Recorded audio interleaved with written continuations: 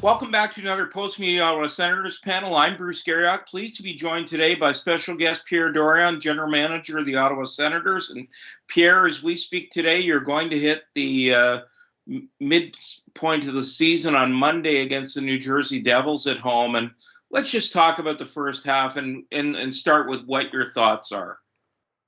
Well, obviously, our first half had some really good points and obviously some low points. As a team, I feel that we've played hard most of the nights. We've seen the continued development of our younger stars on the right path, and I think we've seen some pretty entertaining hockey. Just on when you look at the adversity that you have faced, not only injuries, but let's start with COVID. Obviously, COVID-19 in November and in January was very difficult for this team to deal with, and something you could not have predicted coming into the season. No, definitely, we could never predicted getting hit by COVID. I think two instances for our team, or two waves for our team. The November one was a Delta variant, and able to read a lot about the Delta variant when it happened. It was tough for our guys. You know what? You look back at it, and I think on November 4th, when we played Vegas, was the first time in 3 years that I'd seen a DJ Smith team that flat. And yeah. I should have known then and there something was wrong. And obviously, us and the Islanders were two teams that had to play through that wave that hit us, and with all our injuries and the guys that were out with COVID, and it really affected a lot of our players, being hit with that variant. If you looked at some of the teams that got hit by it last year, it affected them also.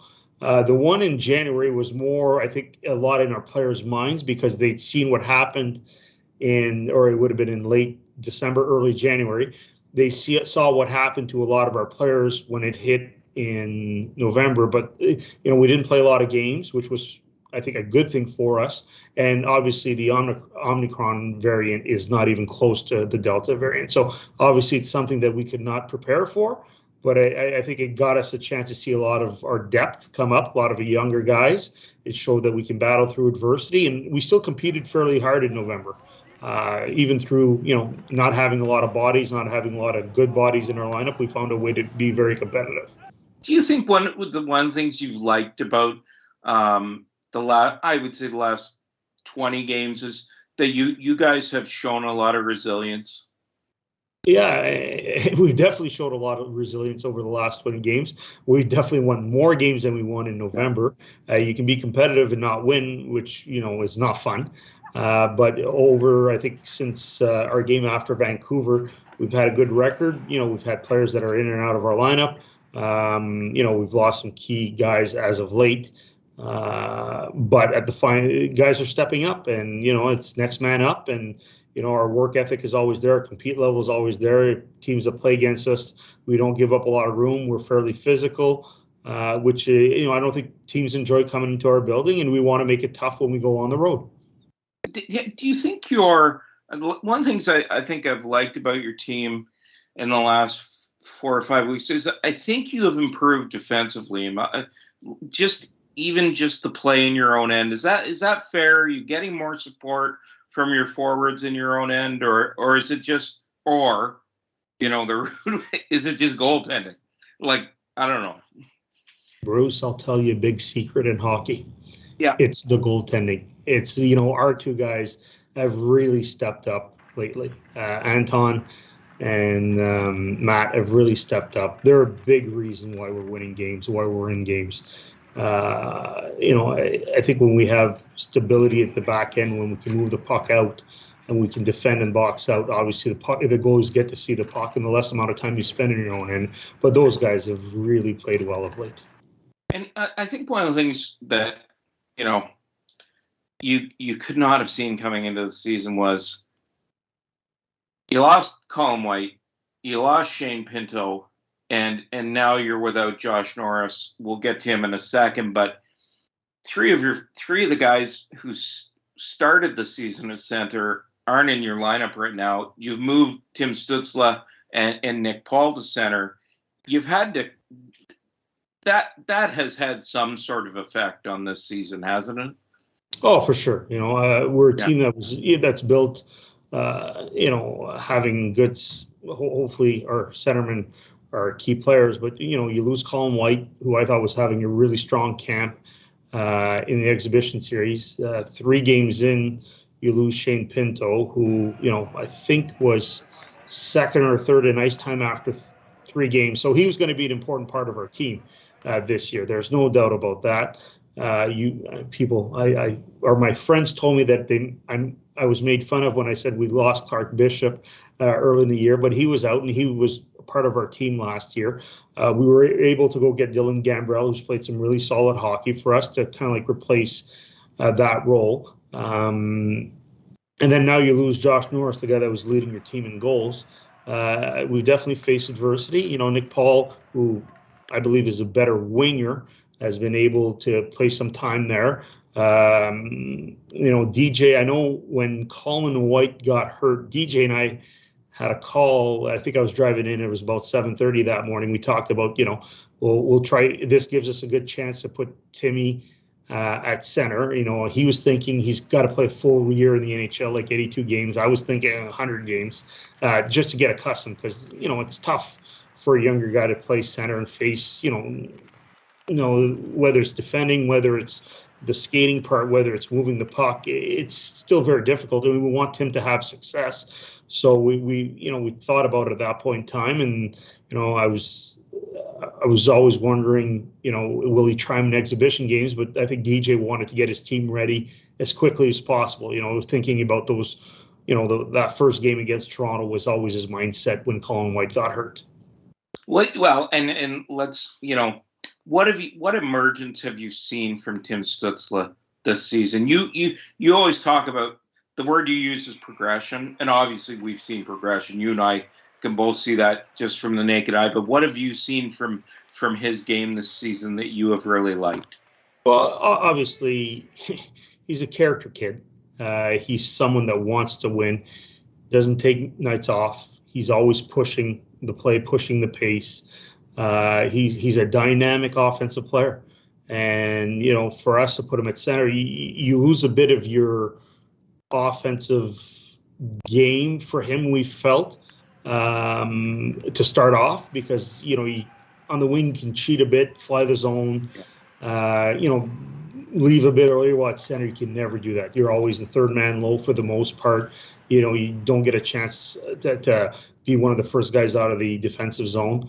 But he's definitely someone that we've seen great progression. He's taken his game to the next level. With Josh being out, he's facing on the road always the best checking line, and these are men. He's 20 years old, so it's a lot to take for a 20-year-old. We forget sometimes, even though he's played a year in the league and he was a high pick, it's still a man's league. It's still the grind, and we're going to see a lot of games here. And there's going to be good nights and bad nights, where he's unbelievable, and there'll be other nights where he's still learning. So it's a process, and we got to be patient. We forget sometimes, we put these young players on pedestal, and we forget, they're not physically there yet, they're not mentally there yet, and we just got to have patience with them.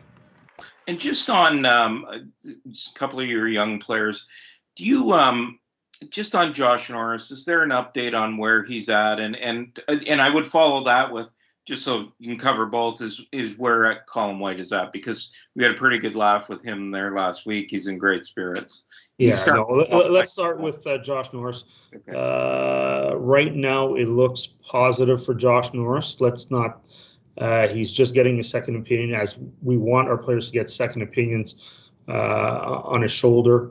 From there, we don't believe at this point in time the surgery will be needed. And, it's probably another, from the injury, probably 3 to 4 weeks if it just continues his rehab. But we've been very encouraged by the work he's put in. His range of motion, his strength are really close to where they should be. So we hope that surgery is not needed. It's always different body, different situations with every player. and that would be the case. Josh really wants to play, which tells you a lot about him.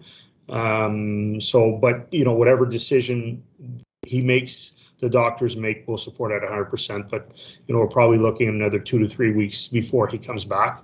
Colin White, we're targeting February 26th, but that is very fluid. With an injury of this magnitude, we always have to make sure, the surgeon has to okay it. The strength has to be back to 100%. There's got to be, at least minimum of a week of contact in practice. We're looking at the end of February, could be early March, is what we're looking at for Colin White. And we're looking forward to having him back in our lineup.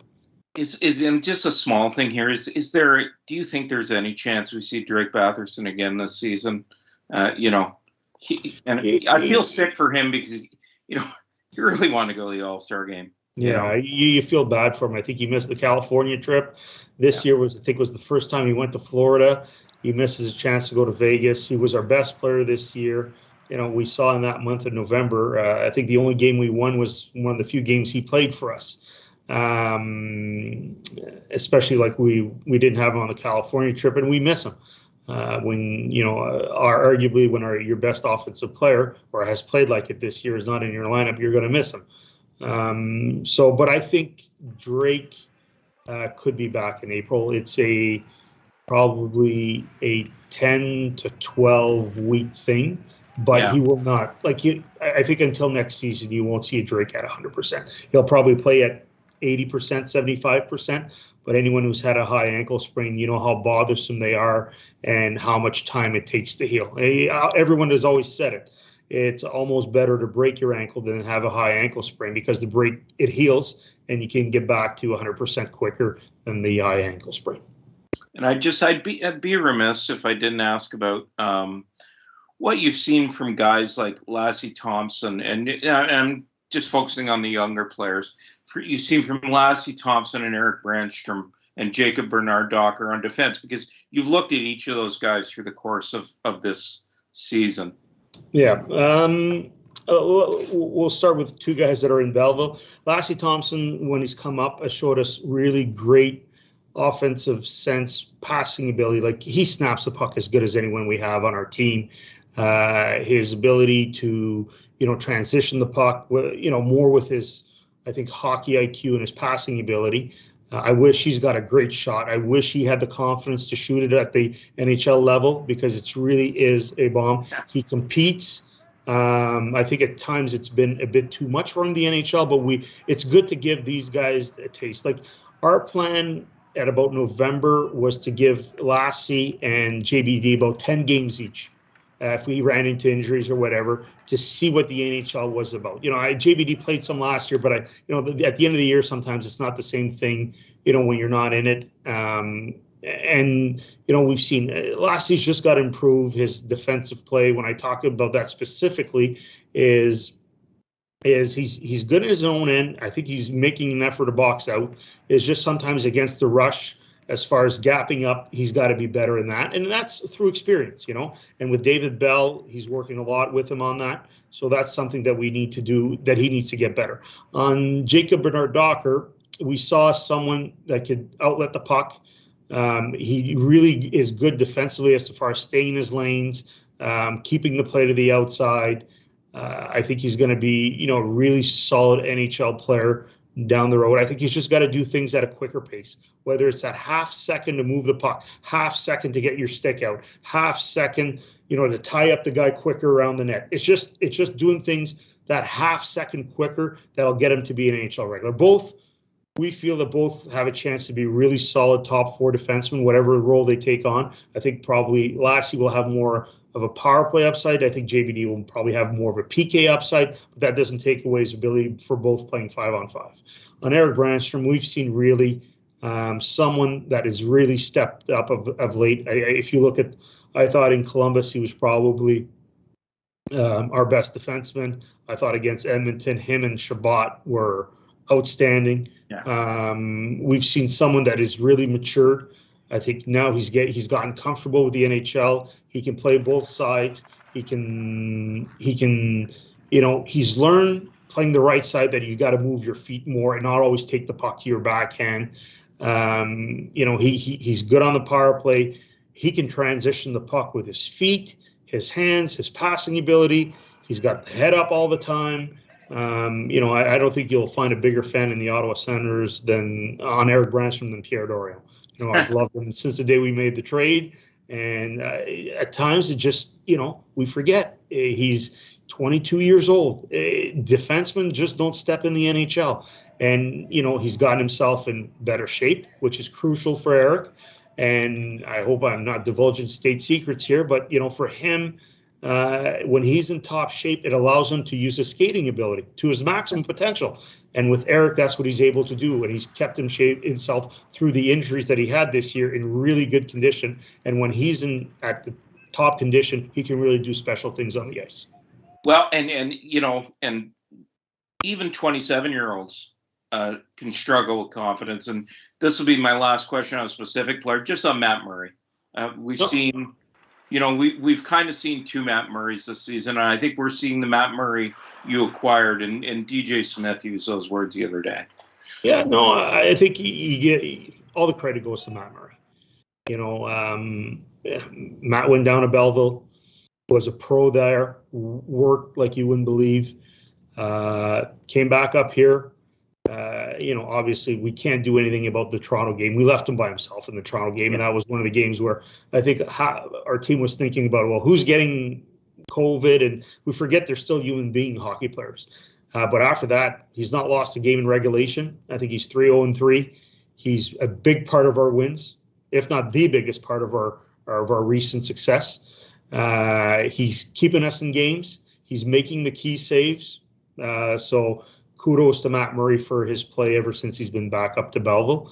And sometimes you got to do things to maybe shake the team a bit. And, this was my call, and I was very upfront with Matt about it. And, we all have our roles in organizations, and I made that decision that we needed to do something. But as a true pro that Matt is, he's bounced back, and he's played great hockey for us. Okay, Pierre, I know the people at home are sitting there right now saying, okay, Bruce, enough of the softballs. Go ahead, Bruce. Let's get to the real heart of the conversation. What are you going to do at the trade deadline? But what will your approach be is more what I'm asking. No, you know what, Bruce, as you know, you can ask me anything. Trade deadline, obviously, if some pending UFAs have not signed, we might look to move them. There could be some pending UFAs that we look to sign after the deadline. The deadline is not a time where you make a lot of hockey trades, but a lot of my conversations with other general managers have been about hockey trades, not just rentals. So that could be another thing that we look at. We're always going to look at improving our team. We've liked some of the guys that we've brought in to fit in well, but that's what we'll be. I don't think there'll be anything major unless something like a real hockey trade comes about. But I think there'll be a lot of things on the table. I mean, there's a lot of debate about Nick Paul. You like Nick Paul. Nick Paul's had good success with this coach. He's a guy you want to keep, but that's a discussion you got to have, right? Yeah, I think we just have to find, obviously at some point in time, we'll start conversing with them. Obviously Kent Hughes is not there anymore, but Paul Capizano, who I've always had a good relationship with, Phil Cavalier will probably be the guys that we talk to. I've known Cappy for forever. And obviously when we did the Drake Batherson contract, Peter and myself spoke to Kent and Cappy. When we did the Colin White contract, it was the same thing. So we've got a good relationship with Cortex, and I know in the upcoming weeks we'll probably have discussions. And, we have a lot of offensive players that we're going to have to sign. So, it's not about dollar amount. It's about making sure that we'll be cap compliant in the next, 2, 3, 4 years. You always got to think about that, because some of these guys that are going to be coming off entry level deals, we'd like to sign to term, and that cost cap space. So we have to be smart in how we allocate those dollars. And, as long as I'm here, there's always a 4, 5, 6, 7 year plan to make sure that, we can be that competitive team that goes for the cup every year. And we can't be tied up to certain contracts. But yeah, we'd like to sign Nick Paul, and I think Nick Paul would like to stay. It's just making sure it can get done. And the other guy to ask about is who's a UFA, and you signed Nick Holden. So, it's not like you're not trying to keep your UFAs. It's just, do you think you have a decision to make in goal on Forsberg? You do have Gustafson on a one-way contract next year.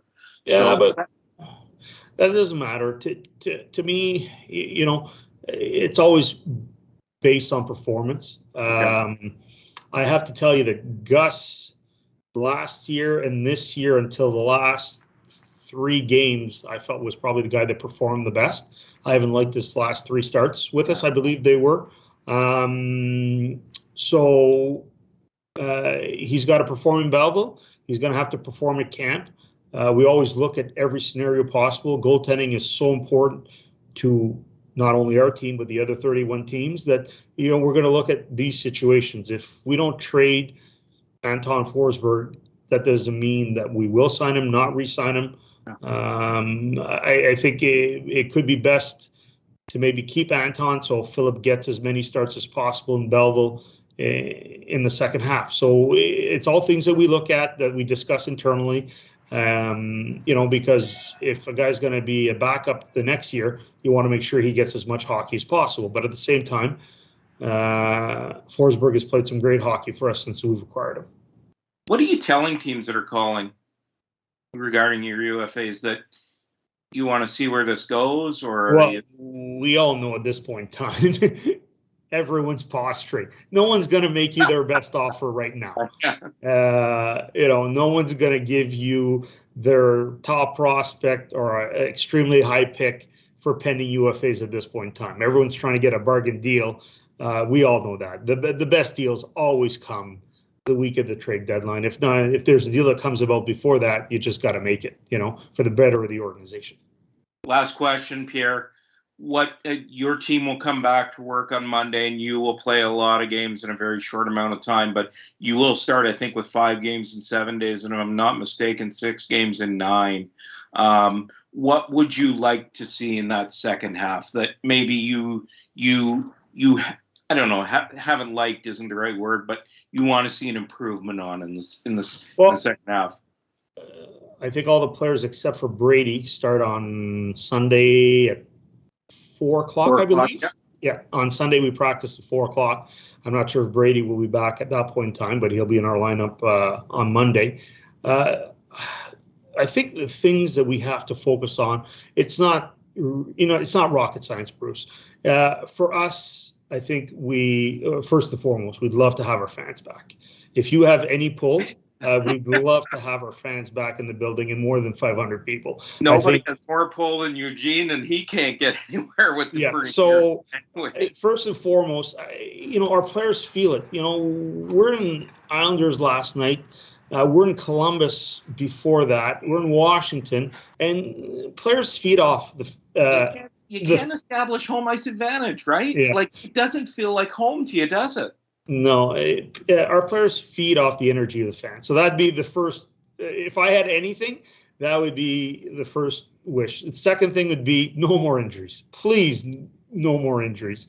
The one thing I would really like to see, I think we would all like to see, whether it's DJ or myself, just give us a healthy team. For a 15, 20 game span, and that comes back to Shane Pinto. Will he play this year? We will know more at the, probably mid to late March. We'll have a good idea if he's going to play this year. Give us a full, healthy team, for a 10, 15, 20 game span and see what we could do. That'd be another wish.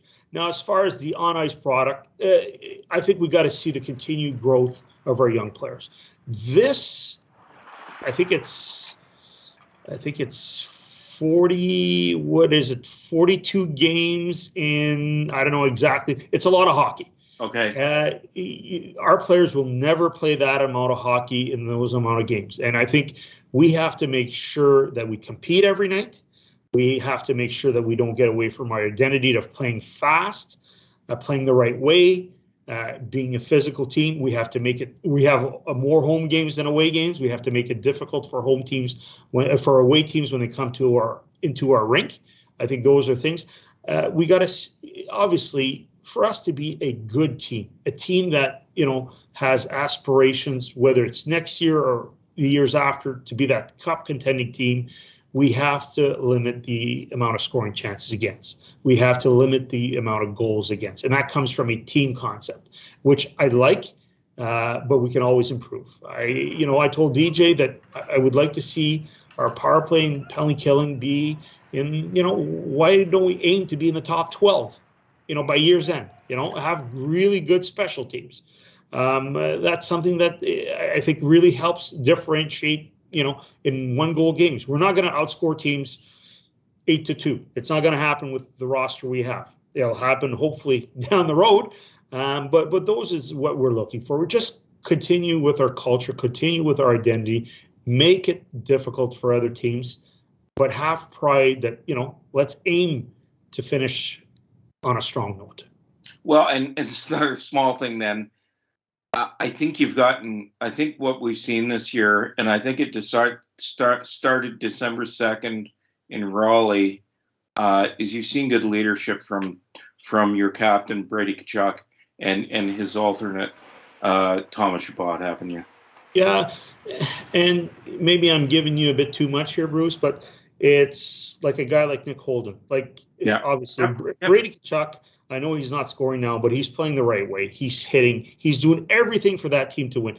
If you look at how Brady tracks back and back checks, he wants this team to win, and you can't question his level of wanting to win. Shabby, he leads the league in as far as minutes played, and he gives you quality minutes. I'd probably say 9 out of 10 games. You're saying, wow, he was one of the best players on the ice. Now, there's always some games, but it's like that with every player in the league. Whoever that best player might be, sometimes they have 1 or 2 bad games out of 10. And you look at a guy like Nick Holden. DJ went to him at the start of the year, said, you want a letter? Nick said, I don't need a letter to lead. And he's a great leader. He's a great mentor. He's worked for everything he's got. He's always in a good mood, which is key with a younger group. Being in a good mood, having that pro approach. Guys, okay, we lost yesterday. Let's move on. We've got some good leaders in that room. Nick Paul, you look at him, how he practices every day. Always 100%. Austin Watson.